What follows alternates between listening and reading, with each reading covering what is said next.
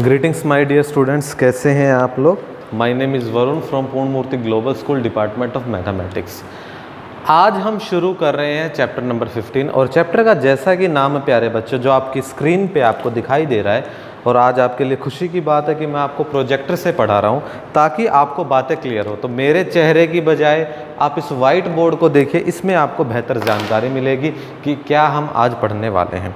प्यारे बच्चों, आज हम पढ़ रहे हैं इंट्रोडक्शन टू ग्राफ। ये जो ग्राफ वाला चैप्टर है ना, ये आपके पूरे मैथमेटिक्स में सबसे आसान चैप्टर है। मैं प्रोजेक्टर से क्यों पढ़ा रहा हूँ? क्योंकि इसमें बहुत सी ऐसी बातें हैं जो लिखी हुई हैं, उनको लिखे लिखे ही हम एक्सप्लेन करेंगे। कई सारे ग्राफ्स हैं, क्वेश्चंस हैं, उनको सोल्व करने के लिए बड़े बड़े ग्राफ बनाने पड़ेंगे, लेकिन उतना टाइम हम वेस्ट नहीं करेंगे। हम प्रोजेक्टर की हेल्प से पढ़ेंगे। ग्राफ्स हैं, उनको हम जो बने बनाए ग्राफ हैं उनको हम ऐसे ही रीड करेंगे। ठीक है, चलिए। इंट्रोडक्शन टू ग्राफ्स क्या होता है? देखिए, ग्राफ होता है बच्चे किसी भी पर्टिकुलर पोजीशन को दिखाने के लिए हम ग्राफ का इस्तेमाल करते हैं। आपने 7th क्लास में प्लेन्स पढ़े थे, x coordinate, y coordinate, et cetera et cetera, जहाँ पर क्या है, एक पर्टिकुलर पॉइंट को आप दिखाने के लिए कोऑर्डिनेट्स की हेल्प लेते हो। किसकी हेल्प लेते हो? कोऑर्डिनेट्स की। अब ग्राफ में क्या है कि ग्राफ में आप दो सिचुएशन के बीच में रिलेशनशिप दिखाते हो, एक लीनियर स्केल बनाते हो। ठीक है, वो क्या होता है? ग्राफ होता है। देखिए, ग्राफ में क्या है कि आप ग्राफिकल रिप्रेजेंटेशन देते हो। ये लिखा हुआ देखिए, ग्राफिकल रिप्रेजेंटेशन देते हो किसी भी डाटा का टू इजियर अंडरस्टैंड। किसी भी डाटा को आसानी से अंडरस्टैंड करने के लिए क्या करते हो प्यारे बच्चों? ग्राफिकल रिप्रेजेंटेशन देते हो। This is the meaning of graph. ठीक है, इसके बाद पहले टाइप का जो ग्राफ होता है प्यारे बच्चों, वो होता है आपका बार ग्राफ। क्या होता है आपका? Bar graph. ग्राफ के कई टाइप होते हैं, उनमें से एक टाइप है आपका बार ग्राफ। बार ग्राफ क्या होता है प्यारे बच्चों? A bar graph is used to show comparison among category. दो अलग अलग कैटेगरी होंगी, सपोज टाइम और स्पीड हो गया। क्लियर? इस टाइप की दो कैटेगरी हो सकती हैं, या किलोमीटर और पेट्रोल यूज्ड हो गया, या मार्क्स इन मैथमेटिक्स और टर्म्स हो गई कि पहली टर्म में कितने मार्क्स, दूसरे टर्म में कितने मार्क्स, एक्सेट्रा। तो इस तरह का जो ग्राफ होगा, इस ग्राफ को क्या बोलते हैं? बार ग्राफ बोलते हैं। बार ग्राफ क्या होता है? Bar graph is used to show comparison among categories. तो जहां पर कैटेगरीज के बीच में कंपैरिजन दिखाया जाता है, तो उसके लिए हम क्या बनाते हैं प्यारे बच्चों? बार ग्राफ बनाते हैं। क्या बनाते हैं? Bar graph. इसमें इट में कंसिस्ट ऑफ 2 और मोर पैरेलल वर्टिकल बार्स। देखिए, ये होते हैं आपके बार्स। ये वाली जो चीज़ है ना प्यारे बच्चों, इनको बोलते हैं बार्स। देखिए कितनी हेल्पफुल है प्रोजेक्टर से पढ़ाना, ताकि आप उन चीज़ों को अच्छे से समझ में आए। ये जो आपके रेक्टेंगल से दिखाई दे रहे हैं, इनको हम बोलते हैं बार्स। क्या बोलते हैं? बार। इस बार ग्राफ में बहुत सारी वर्टिकल्स लाइंस हो सकती हैं और बहुत सारी पैरेलल लाइंस हो सकती हैं। तो इस बार ग्राफ की रीडिंग कितनी ईजी है, देखिएगा कि पहले इस तरफ तो दे रखे उसने मार्क्स इन मैथमेटिक्स कि मैथमेटिक्स में कितने मार्क्स हैं। यहाँ पर उसने दे रखी है टर्म। देखिए, ये वाला जो एरो है, ये क्या दे रखी है उसने? टर्म। मतलब फर्स्ट टर्म में कितने मार्क्स थे, तो आप देखिए फर्स्ट टर्म का जो बार है वो यहाँ तक जा रहा है, और ये जो इंडिकेशन है, ये क्या वैल्यू है? 10, 20 और 30 के बीच में क्या वैल्यू आएगी? 25। इसका मतलब फर्स्ट टर्म में मैथ्स में कितने मार्क्स आए हैं प्यारे बच्चों? 25। इस तरह से हमें ग्राफ को रीड करना है। इस तरह से हमें ग्राफ को रीड करना है। सेकंड टर्म में 30 मार्क्स, और प्यारे बच्चों थर्ड टर्म में कितने आए हैं? 45 मार्क्स। ऐसा क्यों? क्योंकि 40 और 50 के बीच में। मेरी बात समझ में आई?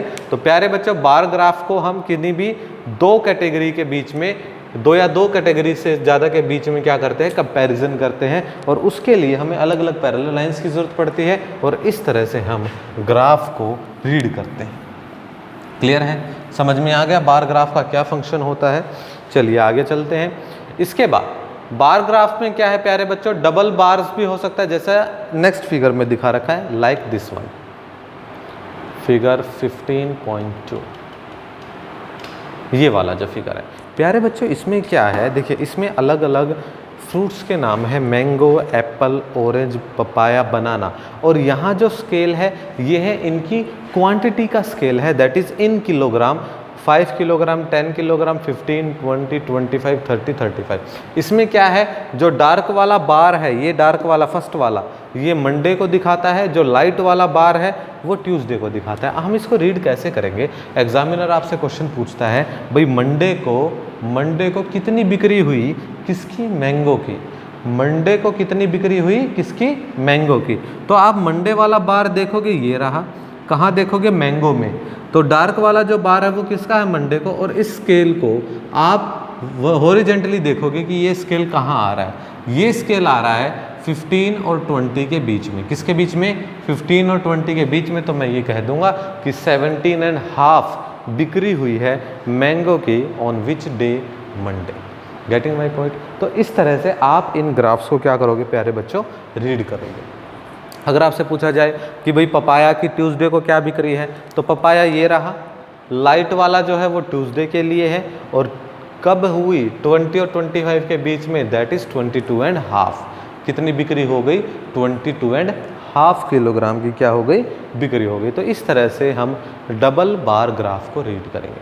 क्लियर है प्यारे बच्चे? Next one is type of graph में अगला आता है आपका पाई ग्राफ। क्या आता है प्यारे बच्चों? पाई ग्राफ। पाई ग्राफ क्या होता है? देखिए, a pie graph is used to compare parts of a whole, कि आपके पास एक कंप्लीट वैल्यू है, आप उस वैल्यू के पार्ट्स दिखा रहे हो। जैसे मैंने ये कहा कि आपकी क्लास के 1/4 बच्चे पढ़ते हैं, तो आपकी क्लास को तो मैं बना लेता हूँ एक सर्कल, और 1/4 का मतलब क्या? कि उस क्लास का चौथा हिस्सा पढ़ते हैं, ये वाला पार्ट, बाकी के बच्चे नहीं पढ़ते हैं। बात समझ में आ गई? जब हम एक सर्कल में पार्ट ऑफ अ होल पढ़ते हैं कि कंप्लीट का कुछ पार्ट, तो हम उस पार्ट को क्या कहेंगे? पाई ग्राफ कहेंगे। क्या कहेंगे मेरे प्यारे बच्चों? पाई ग्राफ कहेंगे। तो ये क्या कहता है? ये जो सर्कल है प्यारे बच्चों, ये एक होल को दर्शाता है। ये पॉइंट्स आप याद रखोगे। देखिए, ये क्या दिखाता? Compare parts of a whole. और जो सर्कल है कंप्लीट, ये क्या दिखाता है? Represent a whole. मतलब जो सर्कल है वो कंप्लीट को दिखाता है। ठीक है? तो क्या करोगे बेटा? इसको क्या बोलते हैं हम? पाई ग्राफ। जैसे सपोज किसी एक डिफरेंट टीवी चैनल्स के ये बारे में ये बता रहा है कि एक टीवी पे क्या क्या चैनल्स आते हैं। 25% स्पोर्ट्स के, 15% न्यूज़ के, 10% इन्फॉर्मेटिव, और 50% कितने हैं प्यारे बच्चों? एंटरटेनमेंट के। तो इस तरह से आप इसको परसेंटेज में दिखाते हो बार ग्राफ, सॉरी पाई ग्राफ में। पाई ग्राफ में किस में दिखाते हो आप इसको? परसेंटेज में। किस में दिखाते हो? परसेंटेज में। और प्यारे बच्चों, परसेंटेज हमेशा किस पे होती है? 100% पे। पर 100 पे क्या होती है? परसेंटेज होती है। पर 100 पे क्या होती है? परसेंटेज होती है। ठीक है बच्चे? चलिए अब इससे आगे बढ़ते हैं। पाई ग्राफ आप समझ में आ गया। सर्कल का रीडिंग करना होता है हमें पर 100 पे, और वो जो पर 100 पे बातें होती हैं वो पार्ट्स होते हैं। किस पे? पार्ट्स पर 100 होते हैं। The next one is histogram. Histogram में क्या होता है? Histogram is a bar graph that shows data in interval. Interval में जब डाटा दिखाता है, मतलब टुकड़ों में जब डाटा दिखाता है, जो एडजेसेंट बार है ये क्या है? इंटरवल के बार। अब देखिए, एक ये हिस्टोग्राम हम दिखाते हैं, ये रहा। चलिए, ये रहा आपके सामने एक हिस्टोग्राम। हिस्टोग्राम में क्या प्यारे बच्चों? आपके पास एक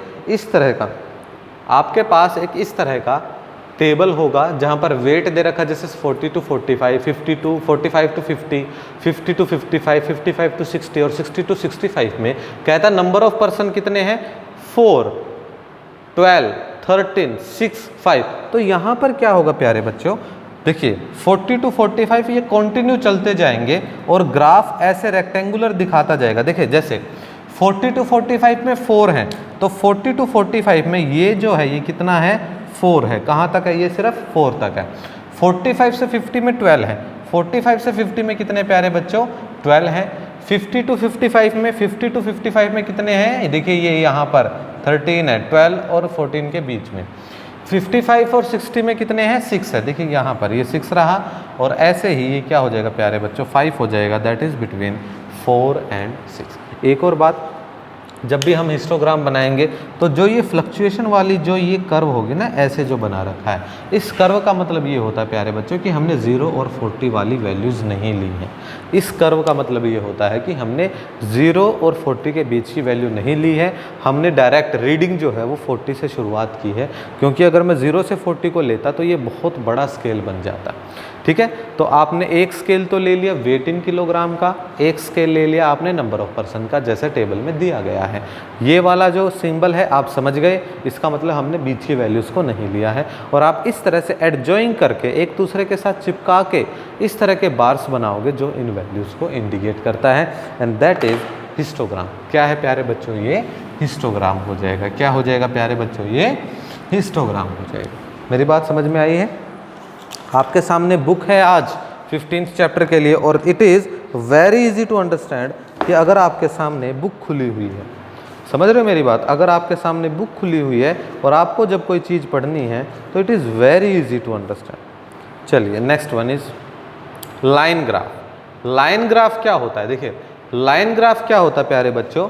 लाइन ग्राफ डिस्प्ले करता है डाटा, डिस्प्ले करता है data that changes continuously over period of time. Line graph में जो डाटा डिस्प्ले होता है प्यारे बच्चों, जो डाटा वो दिखाता है वो क्या होता है? कॉन्टिन्यूसली चेंज होता रहता है।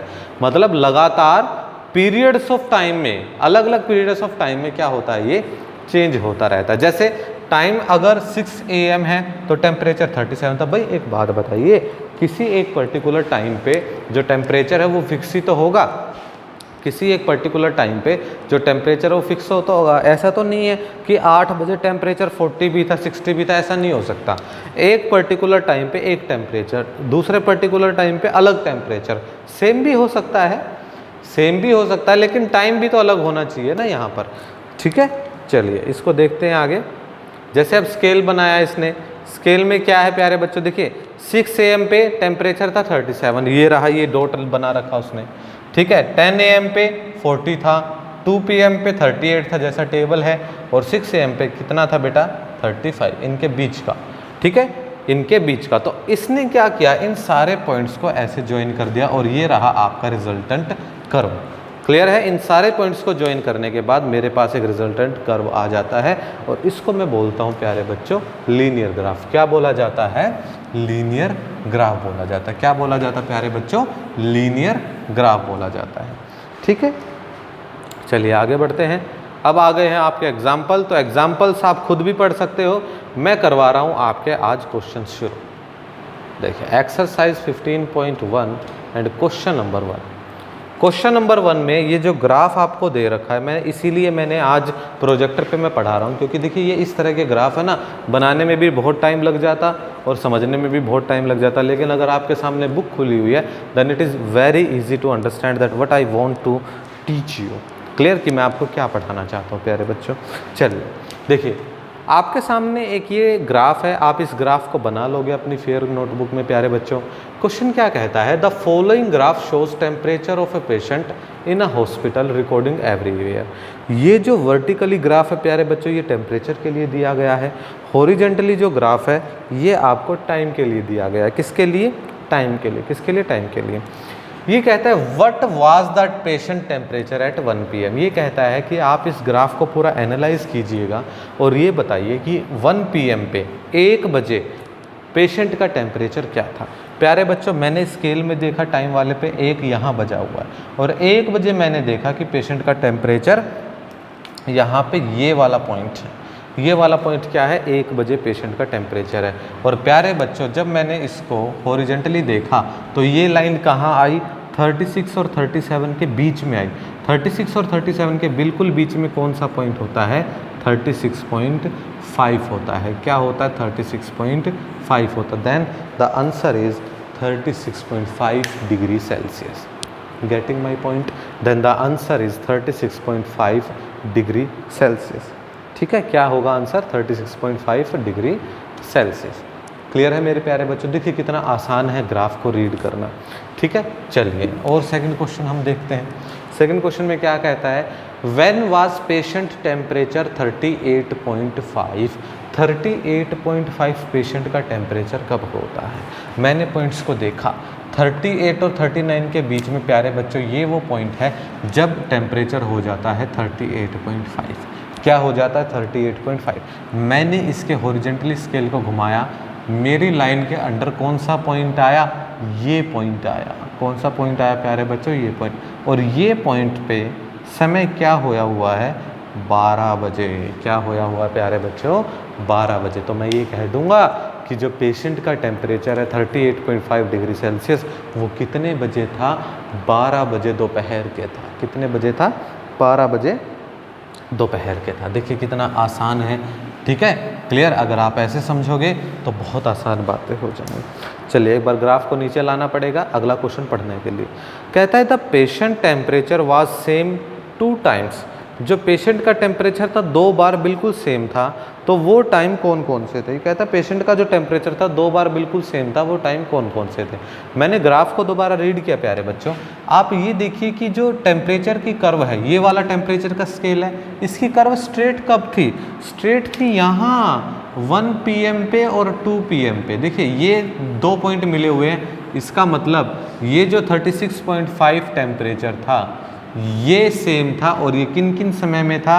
1 बजे और 2 बजे। कौन कौन से समय पे था? 1 PM और 2 PM।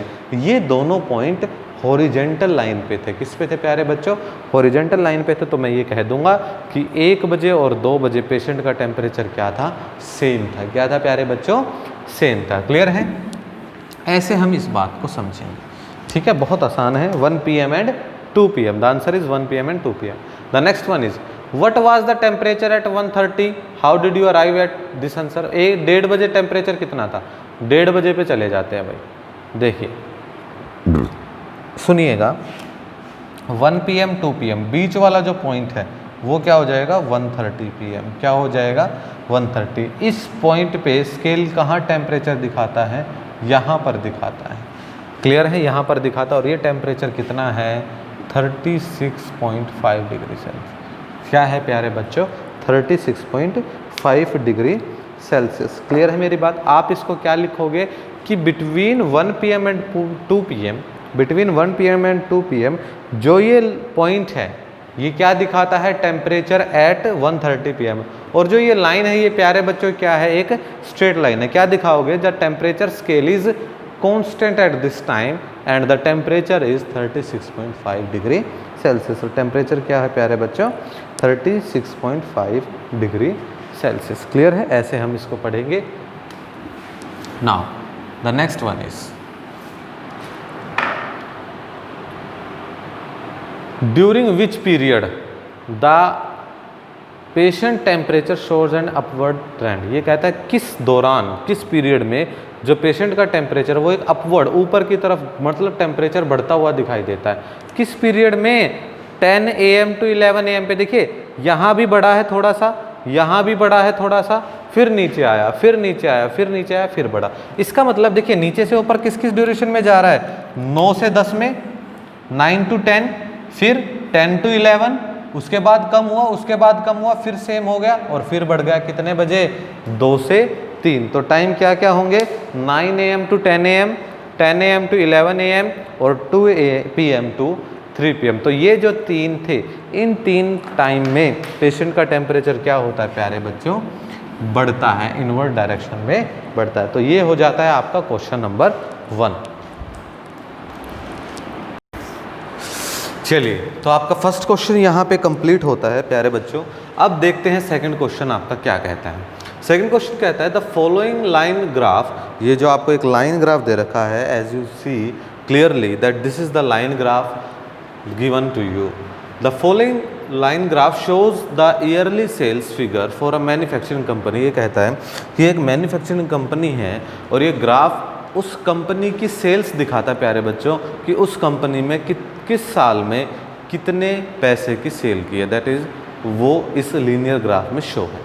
क्या कहता है? What were the sales in 2002। ये कहता है 2002 में कितनी सेल है। सुनिएगा, ये एक लीनियर ग्राफ है प्यारे बच्चों। जो हॉरिजॉन्टली लाइन है, जो आप एक्स एक्सिस बोलते हो, ये तो दिखाता है ईयर्स। दैट इज 2002 में ये वाला ग्राफ होगा, 3 में ये वाला, 4 में ये वाला, 5 में ये वाला, एंड सिमिलरली एंड 6। देखिए कितने का गैप है? 1 2 3, 1 2 3, 1 2 3 एंड 1 2 3।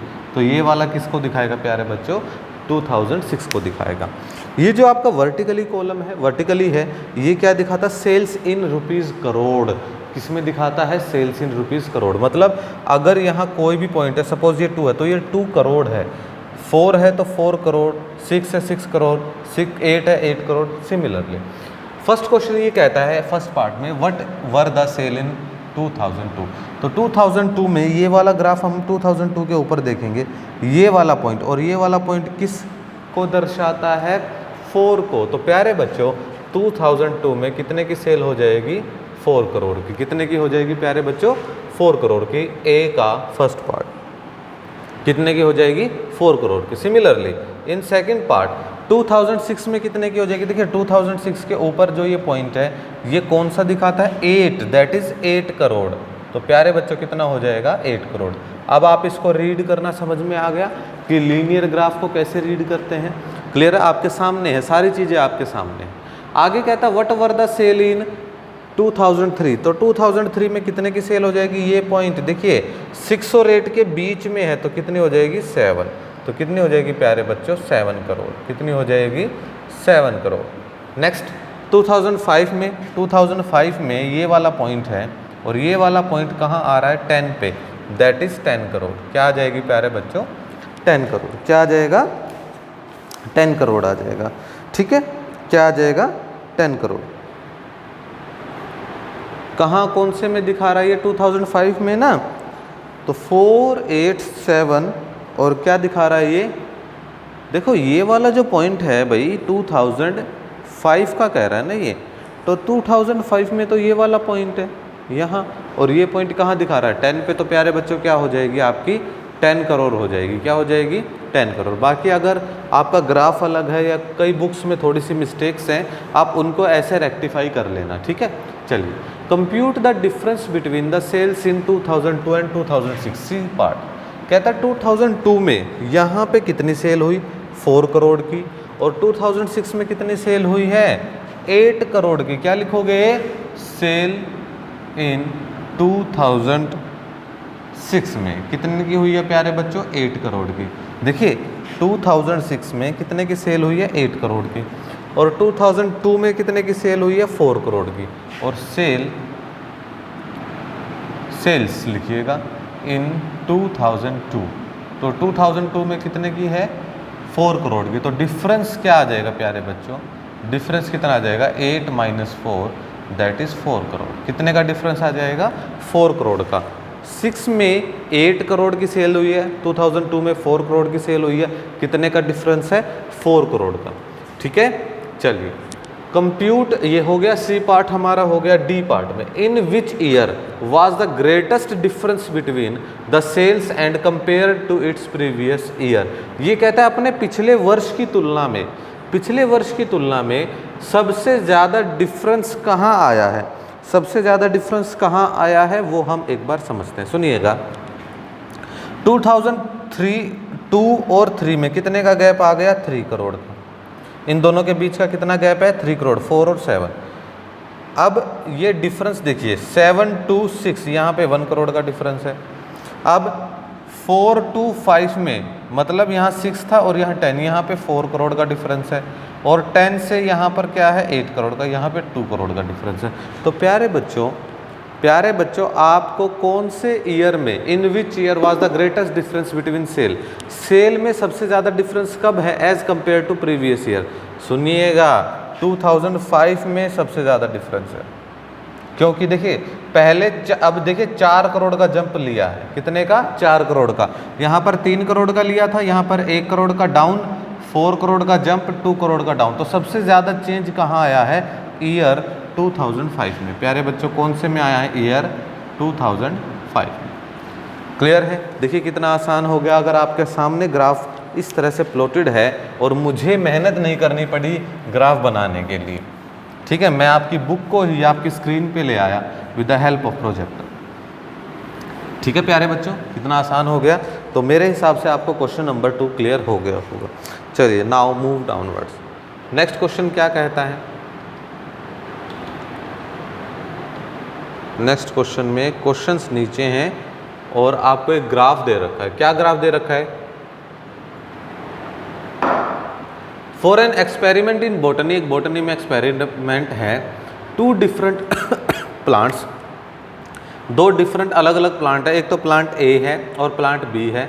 प्लांट बी जो है भाई वो डार्क वाली लाइन है जो स्ट्रेट लाइन है, और प्लांट ए वाली जो है वो डॉटेड लाइन है। ठीक है, जो डॉट डॉट डॉट डॉट लगे हुए ना वो प्लांट ए वाली लाइन है। कहता है देयर हाइट, जो हाइट है उनकी वो were measured at the end of each week for 3 weeks. कहता है हर हफ्ते के बाद इनकी जो हाइट है ना उनको मेज़र किया जाता है। सपोज देखिए इस पॉइंट से शुरू हुई थी, 1 वीक के बाद ये हाइट है, 2 वीक के बाद ये हाइट है, 3 वीक के बाद ये हाइट है। कहता है द रिजल्ट है शोन इन द ग्राफ। ये एक लीनियर ग्राफ है प्यारे बच्चों। ये वाला जो एक्स एक्सिस है ये दिखाता है वीक को, नंबर ऑफ वीक्स को, और ये वाला जो वाई एक्सिस है ये दिखाता है हाइट इन सेंटीमीटर। किस में दिखाता है? Height in centimetre. मतलब जो यूनिट रहेगी हाइट की वो क्या रहेगी प्यारे बच्चों? सेंटीमीटर रहेगी। क्या रहेगी? सेंटीमीटर। चलिए क्वेश्चन पढ़ते हैं फिर ग्राफ पे आएंगे। पहला question, how high was plant A after 2 weeks and 3 weeks. Plant A मतलब डॉटेड लाइन, प्लांट ए का मतलब क्या है? Dotted line. 2 वीक के बाद प्लांट ए कहाँ था? देखिए 2 वीक के बाद प्लांट ए कहाँ था? ये 2 वीक हो गए, 2 वीक के बाद प्लांट ए मतलब जो डॉटेड लाइन है, वैसे तो दोनों की सेम लाइन है 2 वीक के बाद, तो ये कहाँ था? ये 8 और 6 के बीच में था, दैट इज 7 सेंटीमीटर। कितना है प्यारे बच्चों? 7 सेंटीमीटर। तो पहले क्वेश्चन का जो जवाब हो गया वो क्या हो गया? 7 centimetre. That is plant A जो है वो 2 वीक के बाद कितने सेंटीमीटर का था? 7। और अगला क्वेश्चन था 3 वीक के बाद कितने सेंटीमीटर का था? 3 वीक के बाद प्लांट ए मतलब डॉटेड लाइन, निचले वाली लाइन, और प्यारे बच्चों इसके हॉरिजॉन्टल हम देखेंगे ये 10 और 8 के बीच में है, that is 9 centimetre. Question 1 clear हो गया?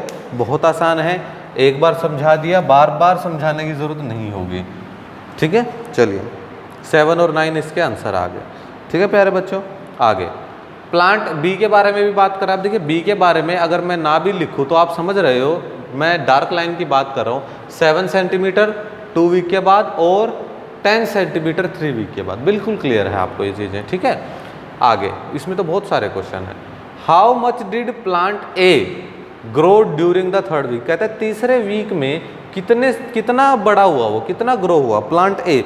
देखिए प्लांट ए पहले था 2 सेंटीमीटर, कितना था? 2, और तीसरे वीक में कितना हुआ है? 9। कितना हुआ है? 9। सॉरी पहले था 7 और फिर बाद में कितना हो गया? 9। तो डिफरेंस कितने का आया? 9 - 7 दैट इज 2 सेंटीमीटर। तो प्यारे बच्चों तीसरे वीक के दौरान जो प्लांट ए है वो कितने सेंटीमीटर बढ़ गया आपका? कितने सेंटीमीटर बढ़ा है? 2 सेंटीमीटर। कितने सेंटीमीटर बढ़ा है प्यारे बच्चों? 2 सेंटीमीटर। देखिए ना यहाँ 7 था वहाँ 9 हो गया, तो 9 और 7 का डिफरेंस कितना होगा? 2 सेंटीमीटर। तो क्या लिख दोगे? ग्रो कितना किया उसने? 2 सेंटीमीटर ग्रो किया। चलिए ये रब कर देता हूँ मैं, 2 सेंटीमीटर का ग्रो किया। Next, how much plant B grow from the end of 2nd week to the end of 3rd week. कहता है कि हाउ मच प्लांट बी जो है वो ग्रो कितना किया 2nd वीक के अंत में और 3rd वीक के अंत में। कितना ग्रो किया प्लांट बी ने? प्लांट बी कितना ग्रो कर रहा है? प्लांट बी देखिए मतलब डार्क वाली लाइन, यहाँ 7 सेंटीमीटर था और यहाँ कितना हो गया है 3rd वीक में? 10 सेंटीमीटर। तो 7 और 10 का डिफरेंस कितना हो गया? 3 सेंटीमीटर। तो कितना ग्रो कर गया प्यारे बच्चों? ये 3 सेंटीमीटर ग्रो कर गया। कितना ग्रो कर गया? ये 3 सेंटीमीटर। समझ में आया? यहाँ 7 सेंटीमीटर था, यहाँ पे आके 10 सेंटीमीटर हो गया, तो 10 - 7 कितना हो गया आपका? 3 सेंटीमीटर। कितना हो गया? 3। Next question, during which week the plant A grow most. सबसे ज़्यादा प्लांट ए किस वीक में ग्रो किया? सुनिएगा, प्लांट ए का मतलब डॉटेड लाइन। देखिए डॉटेड लाइन यहाँ था 0 पे, पहले वीक में तो ये बढ़ा 2 सेंटीमीटर, अगले वीक में बढ़ा यहाँ ये पॉइंट है 2 और फिर यहाँ है 7 मतलब 5 सेंटीमीटर, फिर यहाँ है 7 प्लांट ए की बात कर रहा हूँ, और फिर यहाँ हो गया 9, 7 और 9 2। तो कौन से वीक में प्यारे बच्चों? कौन से वीक में? 2nd वीक में। कौन से वीक में सबसे ज़्यादा बढ़ाइए? 2nd वीक में। कौन से वीक में सबसे ज़्यादा बढ़ाइए? 2nd वीक में। समझ में आया? पहले वीक में तो सिर्फ 2 सेंटीमीटर बढ़ा, अगले में 5 बढ़ा और अगले में फिर 2 बढ़ा, तो सबसे ज़्यादा कौन से वीक में बढ़ाइए? 2nd वीक में। कौन से वीक में प्यारे बच्चों? 2nd वीक में। ठीक है, चलिए नेक्स्ट क्वेश्चन क्या है? नेक्स्ट क्वेश्चन कहता है during which week the plant B grow least. सबसे कम जो प्लांट बी है वो कौन से वीक के दौरान बढ़ा था? ये क्या क्वेश्चन, एक बार रिपीट देखते हैं। कहता है ड्यूरिंग विच वीक, किस वीक के दौरान जो प्लांट बी है वो सबसे कम बढ़ा। सबसे कम बढ़े की बात कर रहा है भाई, सबसे कम प्लांट बी की। प्लांट बी की अगर बात करें प्यारे बच्चों तो पहले वीक में ये कितना बढ़ा था? 2। अच्छा सॉरी, पिछले वाला 1 बढ़ा था भाई, ये ध्यान रखना। प्लांट बी, अच्छा सॉरी प्लांट बी की बात कर रहा है, ये डार्क वाली, ठीक है, ये 1 बढ़ा पहले वीक में। फिर 1 से सीधा जंप लगाया कहाँ पर, 8 और 6 के बीच में 7, तो यहाँ से यहाँ कितने का डिफरेंस आ गया, 1 से 7 दैट इज 6 का, और यहाँ से 7 से B.3, तो सबसे कम कहाँ बढ़ा, ये फर्स्ट वीक में ही बढ़ा है। कौन से वीक में ही बढ़ा है सबसे कम, फर्स्ट वीक में। कौन से वीक में, फर्स्ट वीक में। क्लियर है, 1, 6 और 3, तो सबसे कम कब बढ़ा प्यारे बच्चों, फर्स्ट वीक में। कब बढ़ा, फर्स्ट वीक में। नेक्स्ट,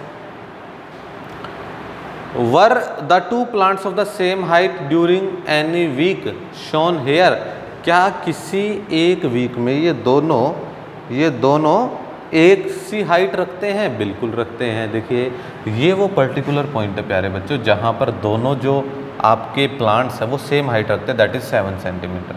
और ये कब होगा, at the end of second week. यहाँ खत्म हो रहा है तो क्या लिखोगे, at the end of second week. तो कौन से वीक में प्यारे बच्चों, at the end of second week. कौन से वीक में, at the end of second week. Clear, at the end of second week.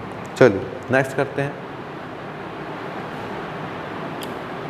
Okay, question number 4। क्या ये क्वेश्चन और ग्राफ एक साथ आ जाएंगे, क्वेश्चन और ग्राफ। चलिए 4th क्वेश्चन है, थोड़ा सा इसको मैं छोटा कर देता हूँ जिससे आ जाएगा ये। यहाँ पर मैं इसको 115 लिख देता हूँ और इससे कोशिश है कि आ जाएगा। क्वेश्चन नंबर 4 आ गया। क्वेश्चन नंबर 4 क्या कहता है प्यारे बच्चों, देखिए ये आपको दिखाई दे रहा होगा, ये आपको एक ग्राफ दे रखा है प्यारे बच्चों, ठीक है। देखिए कितना आसान हो गया ना प्रोजेक्टर पे पढ़ने के बाद। द फॉलोइंग लाइन ग्राफ है, ये लाइन ग्राफ आपको दे रखा है, क्या दिखाता है, शोज द टेम्परेचर फोरकास्ट। कहता है टेम्परेचर फोरकास्ट, जो अनुमान लगाते हैं कि हम कहते हैं ना कि आज का तापमान इतना होगा, आप न्यूज़ पे भी पढ़ते होंगे कि कल का तापमान इतना होगा, कल बारिश होती है, तो उसको बोलते हैं फोरकास्टिंग। हम पहले से ये अनुमान लगाते हैं कि ये तापमान उस दिन इतना होगा। ये तो होता है टेम्परेचर फोरकास्ट। और कहता है बेटा एक्चुअल टेम्परेचर, और दूसरी बात क्या कहता है, एक्चुअल टेम्परेचर। मतलब आपके पास ये वाला ग्राफ है ना, ये तो डेज में है, तो डॉटेड लाइन जो है, डॉटेड लाइन ये वाला है फोरकास्ट टेम्परेचर जो हमने अनुमान लगाया था, और जो ये डार्क लाइन है, रियल लाइन हम इसको बोलते हैं, सॉलिड लाइन इसको हम बोलते हैं, ये वाला क्या है प्यारे बच्चों, एक्चुअल टेम्परेचर है। क्या है ये, एक्चुअल टेम्परेचर है। क्या है ये, एक्चुअल टेम्परेचर। अब सुनिएगा, कहता है ऑन विच डेज, कौन से दिन, the forecast temperature is same at the actual temperature. देखिए दोनों सेम तब होंगे जब दोनों का इंटरसेक्शन होगा।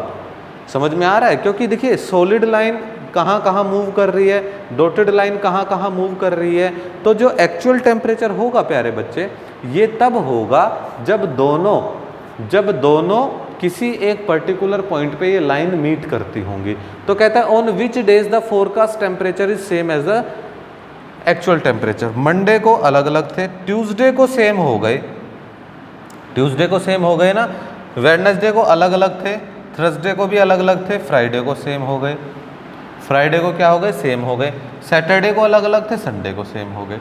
तो विच डेज कौन कौन से डेज हो गए, मंगलवार, शुक्रवार और रविवार। तो कौन कौन से दिन हो गए प्यारे बच्चों, ट्यूसडे, फ्राइडे, संडे। तो इन 3 दिनों में जो टेम्परेचर है वो क्या रहा है, सेम रहा है। क्या रहा है प्यारे बच्चों, सेम रहा है। आगे, what was the maximum forecast temperature during the week. सबसे ज़्यादा जो अनुमान लगाया गया है, क्या लगाया गया है, टेम्परेचर का सबसे ज़्यादा अनुमान क्या लगाया गया। इसका मतलब पता है ये क्या पूछ रहा है कि डॉटेड लाइन की हाईएस्ट टेम्परेचर पे वैल्यू कितनी है। डॉटेड लाइन सबसे ऊंची कहाँ है, डॉटेड लाइन यहाँ है, इस पॉइंट पे सबसे ऊंची है, और ये पॉइंट कितने डिग्री सेल्सियस में है, दैट इज 35 डिग्री सेल्सियस। क्या हो जाएगा, 35 डिग्री सेल्सियस। क्या हो जाएगा, 35 डिग्री सेल्सियस हो जाएगा। ठीक है प्यारे बच्चों, चलिए आगे कहता है what is the minimum actual temperature. Actual temperature मतलब सॉलिड लाइन सबसे नीचे, डाउन कहाँ पर है, एक्चुअल टेम्परेचर सॉलिड लाइन यहाँ पर है, फिर ऊपर गई, ये सबसे नीचे, ये जो पॉइंट्स हैं यहाँ पर सॉलिड लाइन सबसे नीचे है, और ये पॉइंट कितने डिग्री सेल्सियस पे प्यारे बच्चों, 15 डिग्री सेल्सियस पे। तो सी का उत्तर क्या हो जाएगा, 15 डिग्री सेल्सियस। क्या हो जाएगा? 15 डिग्री सेल्सियस। नेक्स्ट क्वेश्चन में क्या कहता है? ऑन विच डे, कहता है किस दिन द एक्चुअल टेम्परेचर, जो एक्चुअल टेम्परेचर है ना वो डिफर करता है, मतलब अंतर द मोस्ट, सबसे ज़्यादा किससे? फोरकास्ट टेम्परेचर से। ये कहता है किस दिन जो एक्चुअल टेम्परेचर है और जो फोरकास्ट टेम्परेचर है उनका डिफरेंस सबसे ज़्यादा है। कहता है उनका डिफरेंस सबसे ज़्यादा। देखिए यहाँ पर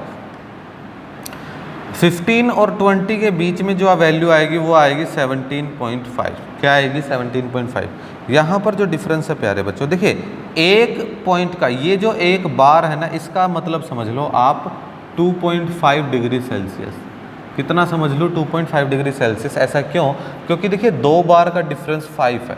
अगर मैं 2 बार यहाँ पे लेके चलता हूँ 25 और 30 के बीच में, तो डिफरेंस कितना है? 5 है। तो मैं ये कहता हूँ अगर एक बार का डिफरेंस है प्यारे बच्चों, एक बार का डिफरेंस है, तो डिफरेंस आप कितना लोगे? 2.5 लोगे। कितना लोगे? 2.5 लोगे। क्वेश्चन क्या कहता है कि कब जो डिफरेंस है वो सबसे ज़्यादा? सुनिएगा, इन दोनों के बीच में एक बार का डिफरेंस है, मतलब 2.5 का डिफरेंस है। मंडे को, ट्यूसडे को कोई डिफरेंस नहीं है, 0 का है। वेडनेसडे को 2, देखिए 2 बार का डिफरेंस है, दैट इज़ 5 डिग्री सेल्सियस का डिफरेंस है। थर्सडे को 1, 2, 3 मतलब 7.5 डिग्री सेल्सियस का डिफरेंस है। फ्राइडे को 0 डिफरेंस है। सैटरडे को 2 मतलब 5 डिग्री सेल्सियस का डिफरेंस है। संडे को कोई डिफरेंस नहीं है। तो बताइए सबसे ज़्यादा डिफरेंस कब है? कब है सबसे ज़्यादा difference? That is 7.5 degree Celsius का। और कब है प्यारे बच्चों? थर्सडे को। Then the answer is Thursday. Answer क्या हो जाएगा? थर्सडे। क्या हो जाएगा प्यारे बच्चों? Thursday. So this is the question. Clear? ये क्वेश्चन है आपका। समझ में आ रहा है प्यारे बच्चों? बिल्कुल अच्छी तरह आएगा, समझ में आएगा। आएगा क्यों नहीं? इतनी मेहनत हम कर रहे हैं, इतने ध्यान से आप लोग सुन रहे हो, तो समझ में आएगा क्यों नहीं? ऐसा तो हो ही नहीं सकता कि समझ में ना आए। चलिए क्वेश्चन नंबर 4 क्लियर है। अब क्वेश्चन नंबर 5 की तरफ जाते हैं। क्वेश्चन नंबर 5 में ना बेटा मेहनत है थोड़ी सी, और वो मेहनत मैं आपको करके बताता हूँ। थोड़ा सा प्लेन वैल्यू मिल जाए मुझे लाइक दिस। चलिए क्वेश्चन नंबर 5 में क्या कहता है? Use the table below to draw linear graph. कहता है इस टेबल का इस्तेमाल करो, एक लीनियर ग्राफ बनाइए। अब की बार हमें टेबल दे रखी है और हमें ग्राफ बनाना, ग्राफ नहीं दे रखा, हमें एक टेबल को पढ़ के रीड करके प्यारे बच्चों ग्राफ बनाना है। कहता है the number of days a hill side, first वाला, the number of days a hill side city received snow in different years. ये कहता है रिसीव्ड करता है स्नो इन डिफरेंट ईयर में। एक बार मैं प्रोजेक्टर बंद कर दूं, ये क्वेश्चन तो बनाने का है भाई, है ना, ये ग्राफ तो है नहीं। कोशिश करता हूँ एक बार प्रोजेक्टर बंद करता हूँ। हो गया, प्रोजेक्टर बंद हो गया। आई होप कि आप अब क्लियरली देख पा रहे होंगे। तो टेबल कहता है 5th क्वेश्चन में, 5th क्वेश्चन के फर्स्ट पार्ट, टेबल ये कहता है प्यारे बच्चों कि ईयर्स हैं आपके पास और डेज हैं आपके पास। तो ये 2003, ये 8 डेज हो गए।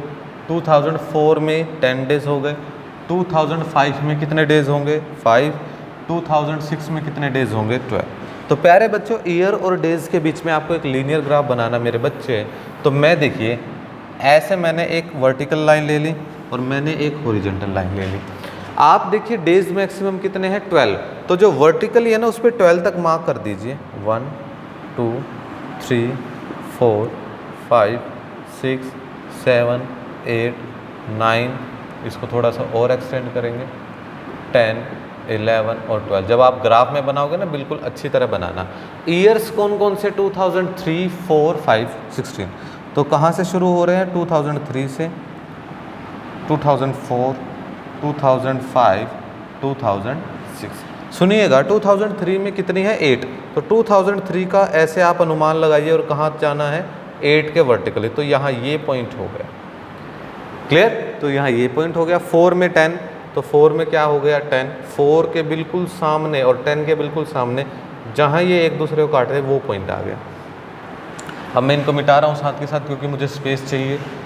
4 में 10 हो गया। 5 में 5, तो 5 में कहाँ हो गया प्यारे बच्चों? 5 हो गया। तो ये लगभग ये पॉइंट यहाँ आ जाए। ठीक है, 5 के बिल्कुल सामने, 5 के बिल्कुल सामने। 6 में 12, तो 6 में हाईएस्ट हो जाएगा, ये 6 की लाइन आ गई और ये 12 की लाइन आ गई, दैट इज लगभग यहाँ। तो ये लीनियर ग्राफ बन गया, इनको ज्वाइन कर दोगे आप इस तरह से, ये रहा, ये आपका रिक्वायर्ड ग्राफ हो गया। समझ में आया? तो क्वेश्चन नंबर 5 के फर्स्ट पार्ट के लिए ये आपका ग्राफ हो गया, ऐसे आपको बनाना है। समझ में आया प्यारे बच्चों? ऐसे आपको बनाना है। चलिएगा, ये आपका5 का फर्स्ट पार्ट हो गया। सेकंड पार्ट में क्या करना है? सेकंड पार्ट में क्या करना है वो आप समझिएगा। अब सेकंड पार्ट में कहता है पॉपुलेशन है मैन वुमेन की, और कहता है कि in village of different year. Population देखिए पॉइंट्स में प्यारे बच्चों, तो मैं 5th का सेकंड पार्ट कर रहा हूँ, और प्यारे बच्चों ये पॉपुलेशन अलग अलग ईयर्स में।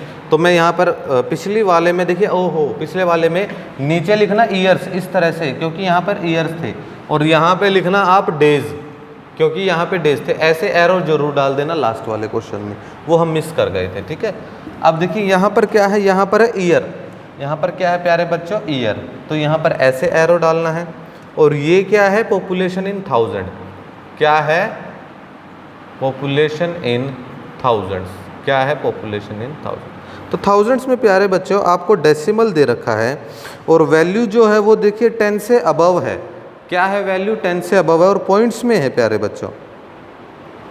12 है और पॉइंट्स में है, 13.5 तक जा रखी है वैल्यू मैक्सिमम, और 12 से शुरू हुई है। तो मैं यहाँ पर, आपको पता है ना, मैं थोड़ा सा कर्व डाल देता हूँ कि मैंने 0 से 12 तक नहीं लिखा।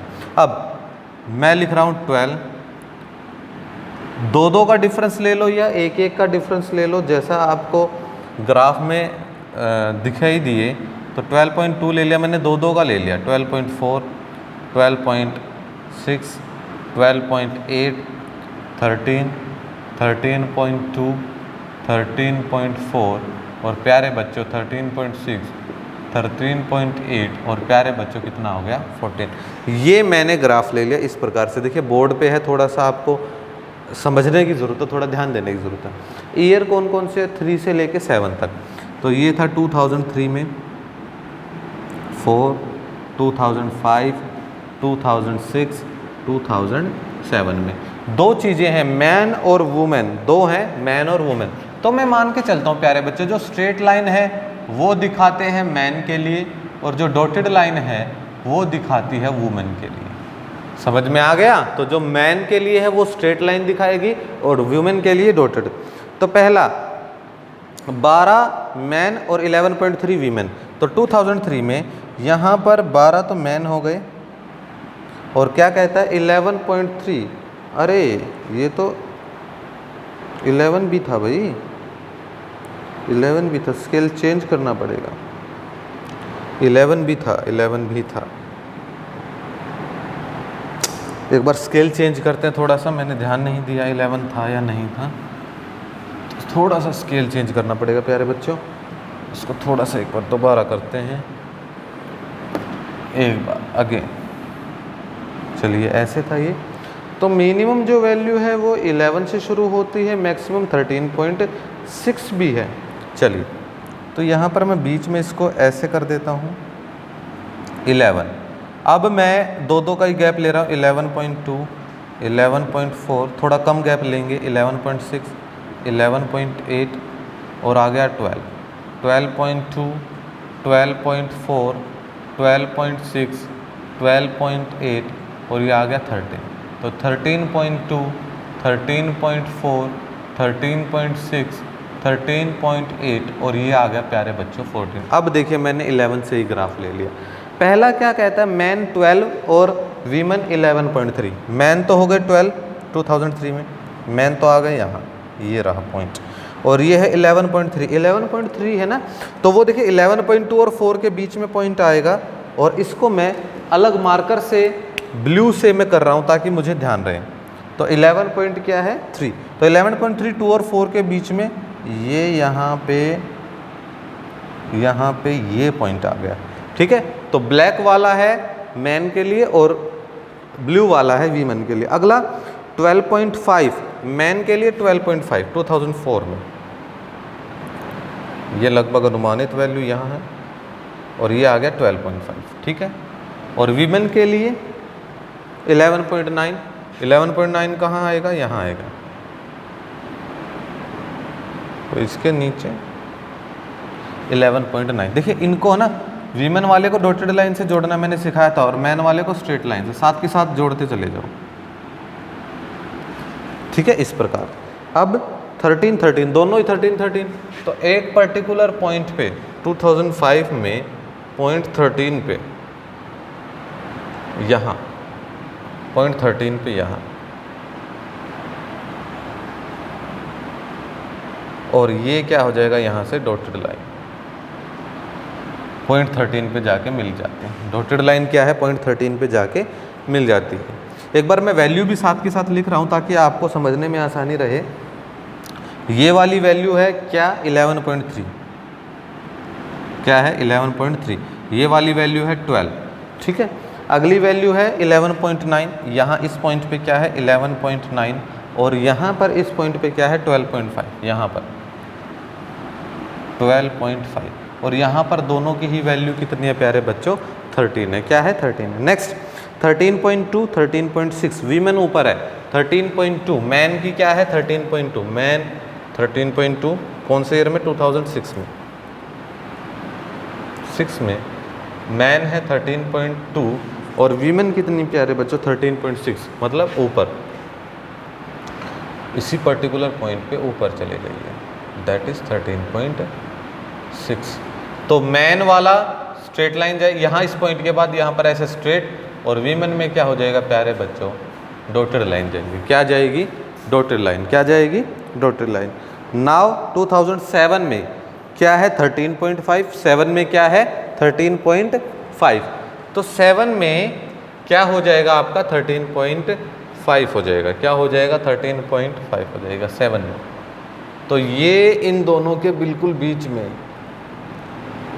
तो ये पॉइंट हो गया लगभग यहाँ, यहाँ ये पॉइंट हो गया, ठीक है। और नेक्स्ट क्या है 12.8, 12.8 मतलब ये वाला 12.8 के बिल्कुल इसके साथ ये वाला, ठीक है। 13 के बाद 13.2 था, 13.6 था, तो ये वाला जो पॉइंट है ये 13.6, ये 13.2। अब स्ट्रेट लाइन 13.2 के बाद कहाँ है 13.5 पे, मतलब ऊपर ये पॉइंट कौन सा है 13.5, और वीमेन नीचे आ जाती है इस प्रकार, और 13.6 के बाद डाउन आया कहाँ 12.8 पे, कहाँ आया 12.8, ये लो, this is the linear graph प्यारे बच्चों, ये क्या है आपका रिक्वायर्ड लीनियर ग्राफ। क्लियर है, देखिए बिल्कुल ध्यान से बनाओगे और इस तरह का ग्राफ बनेगा आपके सामने, कर्व इस तरह की होंगी। आप जब दो चीज़ों को लोगे तो दो अलग अलग साइन की आप लाइंस लोगे, एक सॉलिड लाइन ले ली और एक डॉटेड लाइन ले ली प्यारे बच्चों। क्लियर है, बोलो क्लियर हो गया। चलिए वापस प्रोजेक्टर पे आते हैं। आपकी ये चीज़ें हो गई ना, ये 5th का आपका सेकंड पार्ट था। बिल्कुल आसान चीज़ें हैं, मुश्किल बिल्कुल भी नहीं है। चलिए अब बैक करते हैं हम अपने 6th क्वेश्चन पे। इसको मैं रब कर देता हूँ। अब 6th क्वेश्चन दोबारा ग्राफ का है तो हमें प्रोजेक्टर की हेल्प से ही समझना पड़ेगा। चलिए ये आ गए हम दोबारा प्रोजेक्टर पे। 5th क्वेश्चन हमने कर लिया, अब करते हैं हम क्वेश्चन नंबर 6। क्वेश्चन नंबर 6 में क्या है, ये रहा आपके सामने। कहता है एक कोरियर पर्सन है, एक कोरियर पर्सन है, साइकिल करता है from a town to neighbouring suburban area. कहता है एक शहर से किसी दूसरे सब अर्बन मतलब शहर जैसा है, कस्बा है, वहाँ पर क्या करता है प्यारे बच्चों, पार्सल देता है एक व्यापारी को, मर्चेंट को। कहता है his distance from town is different times is shown in the following graph. देखिए डिस्टेंस ये रहा और अलग अलग समय पर इसने कितना कितना डिस्टेंस लिया, वो ये चीज़ें हैं। कहता है what is the scale taken for time axis. कौन सा स्केल टेकन किया है टाइम एक्सिस के लिए, टाइम के लिए। सुनिएगा स्केल कैसे हम देखते हैं। फर्स्ट क्वेश्चन का आंसर देखिए 8 से 9 AM कितना डिफरेंस है, 1 आवर का। कितना डिफरेंस है, 1 आवर का। 1 आवर के लिए कितनी यूनिट हो गई, 1 2, 3 और 4, कितने यूनिट्स का डिफरेंट हो गया? 4 यूनिट का। तो 1 घंटे के लिए हमने कितने यूनिट्स का डिफरेंस ले लिया प्यारे बच्चों? 4 यूनिट्स का। कितने डिफरेंस का? 4 यूनिट्स का। तो 1 घंटा बराबर क्या हो गया आपका? 4 यूनिट्स हो गया। क्या हो गया? 4 यूनिट्स हो गया। Next, how much time did the person take for the travel? कहता है टाइम कितना लगा उसको ट्रेवलिंग के लिए। देखिए, उसने 8 बजे चलना शुरू किया था, सवेरे 8 बजे चलना शुरू किया था। ये कब तक चला? इस पॉइंट तक चला, और इस पॉइंट पे टाइम कितना हुआ है? देखिए 11 और 12 के बिल्कुल बीच में है। क्या हो गया? 11:30 बज गए। बोलो, 11:30 बज गए। 8 बजे चला, 11:30 बजे पहुंचा। कितने घंटों का डिफरेंस हो गया? 8, 9, 10, 11, 3 घंटे और आधा घंटा ये, तो टोटल कितने घंटे हो गए? 3.5 आवर्स। कितने आवर्स हो गए? 3.5 आवर्स। कहता है how far is the place of the merchant from the town? कहता है टाउन से मर्चेंट का घर कितने किलोमीटर दूर है? सुनिएगा, यहाँ शुरू था 8 बजे 0 किलोमीटर पे, और 11:30 बजे पहुंचा ये इस पॉइंट पे। यहाँ मर्चेंट का घर था, कितने किलोमीटर? 22। तो 0 किलोमीटर से 22 किलोमीटर, इसका मतलब कितना किलोमीटर का डिस्टेंस उसने ट्रेवल किया? 22 किलोमीटर का। कितने किलोमीटर का? 22 किलोमीटर का। कहता है did the person stop on this way? कहता है क्या ये पर्सन जो है, जो मर्चेंट के घर जा रहा था, क्या रास्ते में कहीं पर रुका है? सुनिए मेरी बात, 8 से 9 चलता रहा, 9 से 10 चलता रहा, लेकिन 10 से 11 वो नहीं चला। एक ही पर्टिकुलर लाइन पे रहा, मतलब 16 किलोमीटर पे ही रहा। किस घंटे में? 10 AM से। और यहाँ ये पॉइंट कौन सा हो जाएगा? ये पॉइंट, ये टाइम क्या है दोनों के बीच में? 10:30 बजे। तो क्या लिखोगे? Yes 10 AM to 10:30 AM। क्या रहा? ही स्टॉप्स।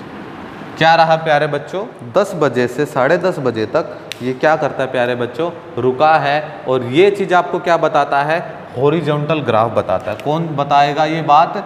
Horizontal graph. जो ग्राफ बिल्कुल सीधा है, हॉरिजॉन्टल ग्राफ।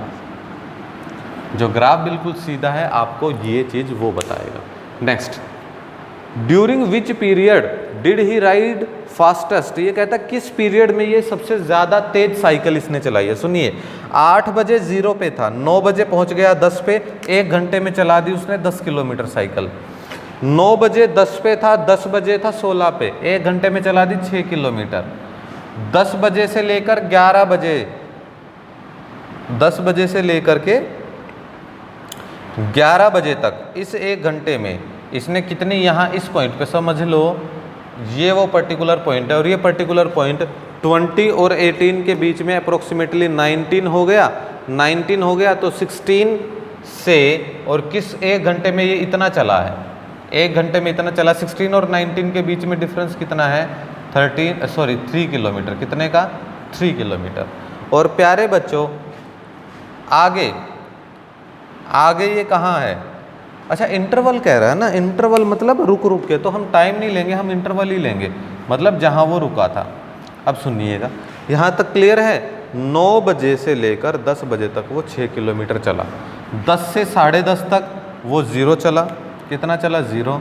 और 10:30 से कितने बजे तक? 11:30 बजे तक कितना चला वो? 16 और 22 मतलब 6। कितना चला वो? 6। कितना चला प्यारे बच्चों? 6 चला। तो वो कब सबसे ज़्यादा चला? देखिए 10:06:06, तो सबसे ज़्यादा किस इंटरवल में चला वो? 8 बजे से 9 बजे तक। किस में चला वो? 8 AM to 9 AM। तो सबसे ज़्यादा वो किस डिफरेंस में चला है? 8 बजे से 9 बजे तक के टाइम डिफरेंस में चला। किस में चला है? 8 बजे से 9 बजे तक के टाइम डिफरेंस के बीच में वो चला है। ठीक है, चलिए आगे बढ़े, आगे बढ़ते हैं। इसको मैं रब कर देता हूँ। अब इसके बाद देखिए, चलिए नेक्स्ट में क्या कहता है?